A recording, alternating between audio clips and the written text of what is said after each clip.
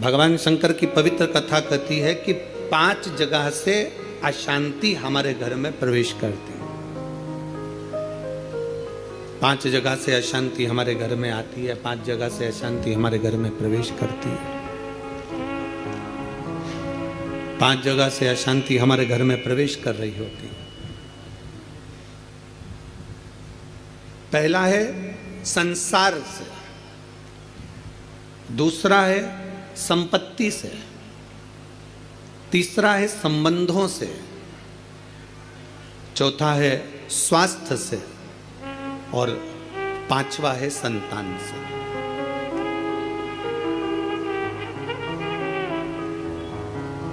इस कथा को समझिएगा जरा कि 5 जगह ऐसी है जहां से अशांति हमारे यहां प्रवेश कर रही है। उसमें 5 जगह में एक जगह संपत्ति भी कही है। 5 जगह में से एक जगह संपत्ति को भी बताया गया कि जैसे संसार से भी अशांति प्राप्त होती है। संसार के लोगों में आप सोचते हैं कि मैं संसार में जितना रहूंगा, जितना सबके साथ में रहूंगा, उतना मुझे सुख मिलेगा, शांति मिलेगी। ना ना ना, ना। स्कंद पुराण कहती है हो नहीं सकता। संसार के लोगों के लिए आप दुनिया भर का कितना भी सुख प्रदान कर दीजिए, किसी के लिए आप अपनी जान भी निकाल कर रख दीजिए, संसार के लोगों के लिए आप अपनी पूरी संपत्ति भी लुटा कर रख दीजिए, संसार के लोगों के लिए अच्छे से अच्छा वस्त्र, आभूषण, माणिक, मोती, रतन जो कुछ दे सकते हो दे दीजिए। उसके बाद भी संसार के लोग कहे बिना रह नहीं सकते। आपको कहे बिना रहेंगे नहीं। आप कितना भी सुख उनको दे दीजिए, आप कितना भी सुख उनको प्रदान कर दीजिए, आपको वो सुख आप दे भी देंगे। एक व्यक्ति अगर अपने घर की शादी में करोड़ों रुपए खर्च कर कर पूरे घर के मेहमानों को, संसार के लोगों को, सबको बुला ले और सबको बुलाने के बाद में वो सबका सम्मान करे, सबका आदर करे, सबका सत्कार करे, सब कुछ अच्छा करे, सबका आदर भी करे, सबका सम्मान भी करे, सबको खूब दे भी और खूब खूब प्रदान कर दे, उसके बाद भी दुनिया के लोग कह देंगे हराम का आ रहा होगा तो लुटा रहा होगा। ये दुनिया की रीति है, ये दुनिया का क्रम है। संसार का व्यक्ति जितना आप विचार करेंगे कि मैं संसार के अंदर रहूं, लोगों के अंदर विराजमान रहूं, मुझे यश ही यश मिले, तो बहुत मुश्किल है। आप दुनिया का सारा सुख दे दीजिए तो भी यश की प्राप्ति नहीं हो सकती। थोड़ा वक्त मिल गया तो मिल गया, किसी ने कह दिया, किसी को आपने देते रहे देते रहे देते रहे तो मिल गया। संसार अशांति देता है। संपत्ति, शिव महापुराण की कथा कहती है, स्कंद पुराण कथा कहती है कि हमारी संपत्ति भी हमको अशांति देती है। जिसके पास कुछ नहीं वो आराम से रोड के किनारे टाट बिछाकर बहुत मस्ती से सोता है।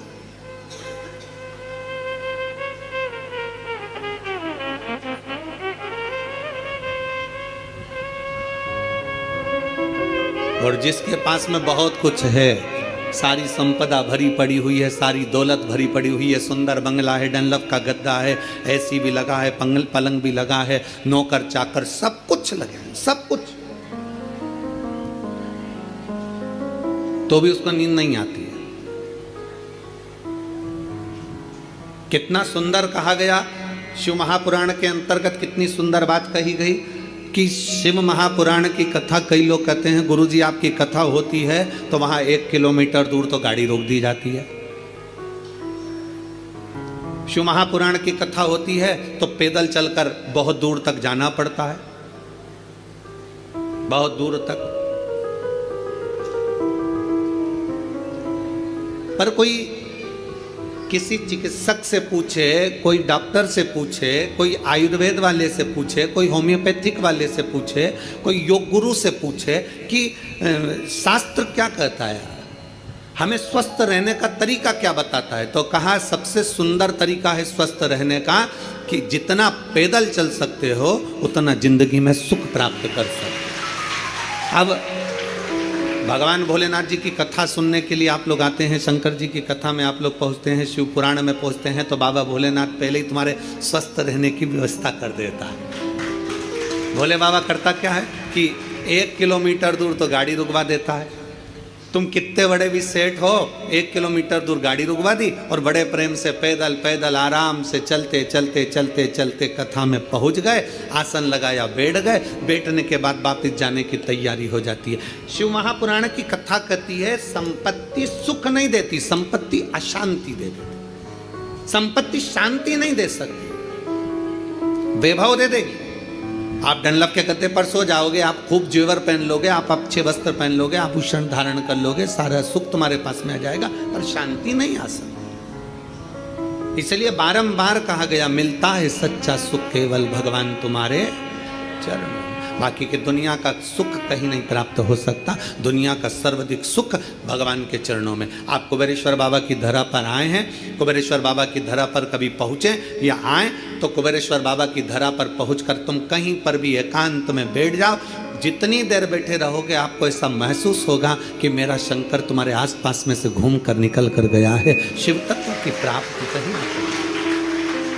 आप जितनी देर बैठोगे, परमात्मा के चरणों में जितनी देर विराजमान हो, परमात्मा के चरणों में जितनी देर बैठे हो, उतनी देर तुम्हें शांति है, उतनी देर आनंद है। तो शिव तत्व कह रहा है कि संसार में शांति नहीं है, संपत्ति में शांति नहीं है। शिव तत्व कह रहा है संबंधों में शांति नहीं है। जितने संबंध बनाते चले जाओगे, नहीं साहब हमने इनको हमारा भाई बना लिया, घर का भाई नहीं बनी लिया, भाई बना के बैठे। नहीं साहब इसको हमने हमारी बेटी बना लिया, घर की बहन बेटी को साड़ी नहीं दिला रही और दूसरी बेटी बनाते फिर। नहीं साहब इनको हमने हमारा काका जी बना लिया, तो घर का काका जमीन और जायदाद के लफड़े में पड़ा, आज तक नहीं सुलझ रहा और एक और काका बना के तैयार कर लिया। नहीं साहब ये हमारी बुआ है, नहीं साहब ये हमारा ये है। नहीं, संबंध जितने जितने संसार के लोगों से जोड़ोगे, शिव पुराण कहती है जो हमारा संबंध है जितने लोगों से जुड़ा है उतना ठीक है, पर अलग से कोई संबंध जोड़ने का प्रयास मत करो, अलग से परमात्मा को जोड़ने का प्रयास करो तो जीवन की सार्थकता, जीवन के साथ परमात्मा को जोड़िए।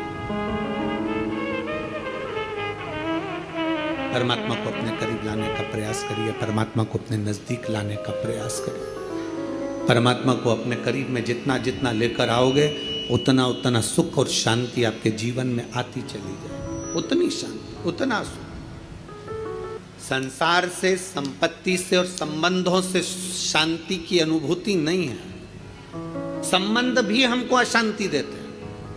किसी ने कुछ कह दिया, मन अशांत हो गया, किसी ने कुछ बोल दिया, मन अशांत हो गया, कहीं किसी ने कुछ कहा, अपन घर से निकल कर चले गए, मन अशांत हो गया। अच्छा जरा सा विवाद हुआ और लोग घर छोड़कर चले जाते हैं। हमको ये समझ में नहीं आता कि घर में तुम रहकर भी शांति का अनुभव नहीं कर पाए तो क्या छिपरा जी के तट पर जाकर, गंगा जी के तट पर जाकर, नर्मदा जी के तट पर जाकर, किसी तीर्थ में जाकर, सबको छोड़कर अकेले घर से निकलकर घर के बाहर जाकर क्या तुम्हें शांति मिल जाएगी? जम के बोलो जरा, नहीं मिल सकती। घर छोड़कर शांति का अनुभव नहीं हो सकता।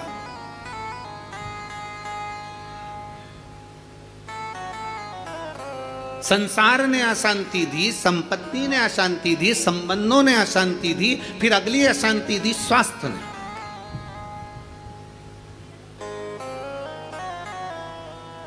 घुटने दुखने लगे, कमर दुखने लगी, पीठ दुखने लगी, अशांति होने लगी, अब मैं बहुत बीमार रहने लगी, मेरे जीवन का क्या ठिकाना गुरुजी, मेरी जिंदगी का क्या ठिकाना।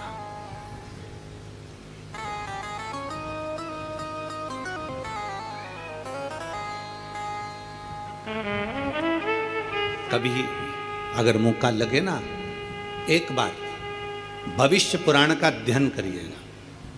गीता प्रेस गोरखपुर की भविष्य पुराण लीजिए और उसका अध्ययन करिए। भविष्य पुराण का जब अध्ययन करेंगे तो उस अध्ययन में आपको निकलेगा कि परमात्मा ने जब हमको जन्म दिया तो जन्म के समय पर हमारी खोपड़िया में एक मैग्नेट लगा दी, एक चुंबक लगाई।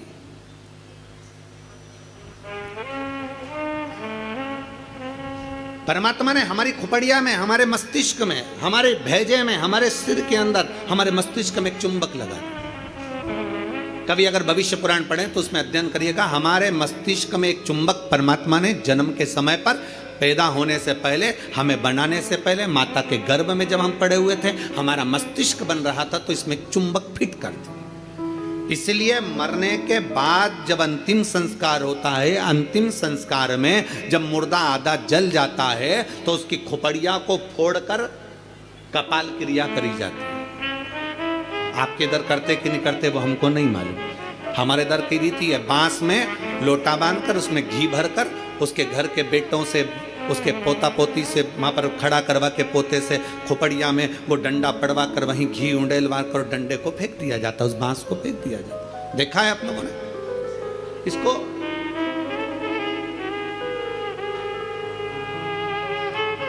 भगवान जब हमें जन्म दिया, परमात्मा ने जब हमको पैदा करा, उस समय पर माथे में, मस्तिष्क में, भेजे में एक चुंबक लगा। क्या करती है वो चुंबक? चुंबक का कार्य क्या है? चुंबक का कार्य है, अगर आपने पैसा पैसा पैसा पैसा सोचा विचारा, दिन रात पैसे पैसे में लिप्त रहे, तो व्यक्ति वो मस्तिष्क में जो चुंबक लगी है वो पैसे को अपनी ओर खींचती है। मतलब मनुष्य पैसे को आसक्ति के रूप में अपनाना प्रारंभ कर दे। अब चुंबक का दूसरा कार्य क्या है? अगर किसी बुरे व्यक्ति में बुराइयां देखोगे तो वो बुरे व्यक्ति की बुराई तुम खींचते चले जाओगे। वो तो ऐसी, वो तो वैसा, वो तो वैसा, हर व्यक्ति में बुराई, क्योंकि तुम्हारे भीतर में जो भेजे में चुंबक भरी है वो बुराइयां ही खींचेगी। और अगर तुमने किसी व्यक्ति में अच्छाई देखना प्रारंभ कर दी तो तुम्हारे मस्तिष्क में जो चुंबक लगी है वो दिन रात हर व्यक्ति में अच्छाई को ढूंढना प्रारंभ कर देगी, अच्छाई खींचना प्रारंभ। एक चुंबक लगी है। अब ये बात तो अपने तक हो गई, अब मेन बात पर जाओ, मुख्य बात पर।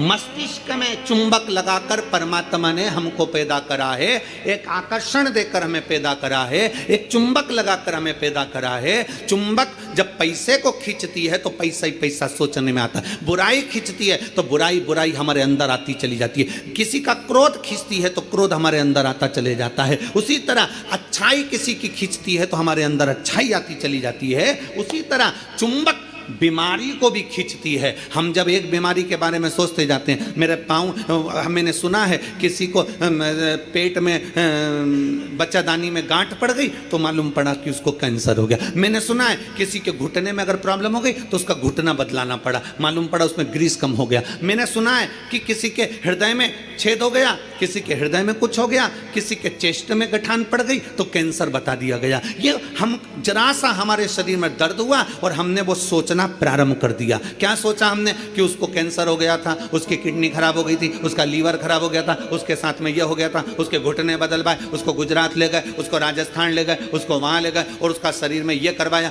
आंख में प्रॉब्लम हुई तो आंख के बारे में सोचते रहे, सोचते रहे, सोचते रहे। अर्थात हमने इतनी बीमारी का सोच लिया, इतनी बीमारी का सोच लिया, बीमारी वो थी नहीं, पर हमने सोच सोच के चुंबक जैसे उसको खींच कर अपने अंदर वो बीमारी को इकट्ठा कर लिया। आखिरी में वो बीमारी हो गई।